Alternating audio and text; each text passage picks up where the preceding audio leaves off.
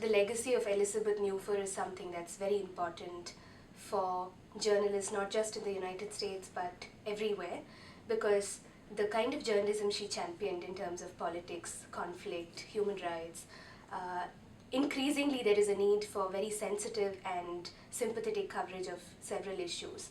And the spirit of Neuffer, I think, can inspire a lot of us to work in that direction and hopefully tell stories that matter and tell stories in a way that can impact policy and can bring about change. I've been writing on politics and human rights the last few years, but I used to be a school education reporter and I saw that as being an extremely political beat. I'm really happy to write about a range of subjects. On Twitter, I saw somebody had tweeted about it, but I had heard of Elizabeth Neuffer Fellowship earlier. I was very excited and it was a whole lot of things to look forward to, and it's also a very honorable fellowship in her memory. It was really exciting, and it came at a time when I was looking to take a break and focus on certain things I'd worked on earlier. Oh, the Noam Chomsky interview!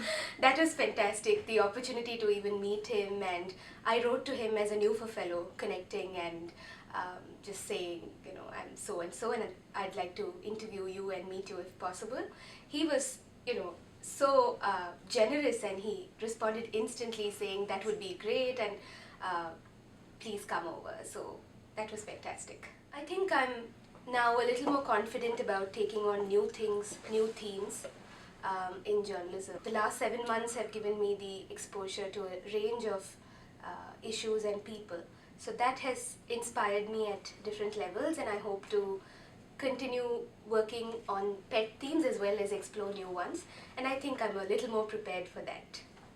Yeah. Journalists, as they work, over the years on the field, there's a lot you get from the experience itself.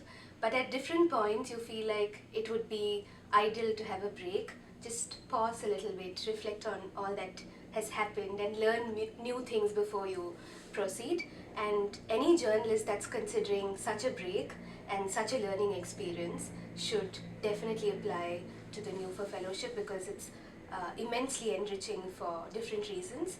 It very beautifully combines academic experiences with professional assignments. So the time at MIT, and then you get to take courses at Harvard, and also work with the op-ed team of the Boston Globe and later the Metro Bureau of New York Times. So this is as diverse and exciting as it can get.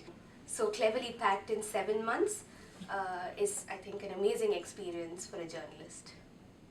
I would tell my successors, as my predecessors told me, to make the most of it, and the possibilities are infinite within the fellowship. Though there is a structure to it, though there are these organizations we'll be affiliated to, the possibilities outside of that is also tremendous, and it's up to a fellow to reach out to these different resources and to make the most of it. If somebody is looking at learning different things, just being inspired, I think it's a great way to do it through the fellowship.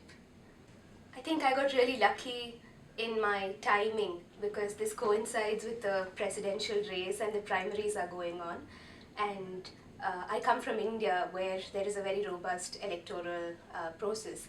But it's fascinating to observe what's happening in the US, because it's slightly different, and also how the media covers it. Because to start with, the region I come from, the culture of endorsing candidates is not all that common.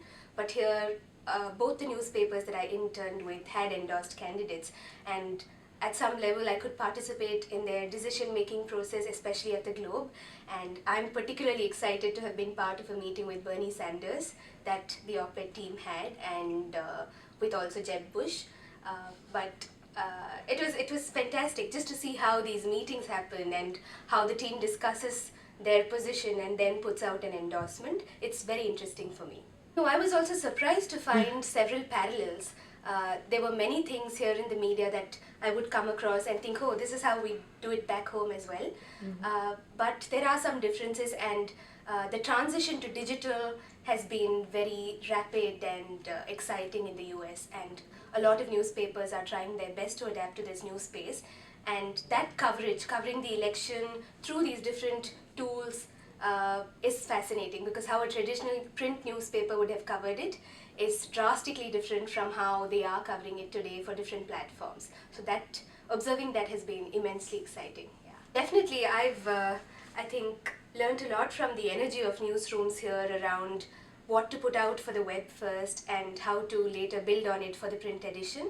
So that's something newsrooms world over are grappling with, and I think I definitely take back some skills from colleagues I met here, and I hope to build on that.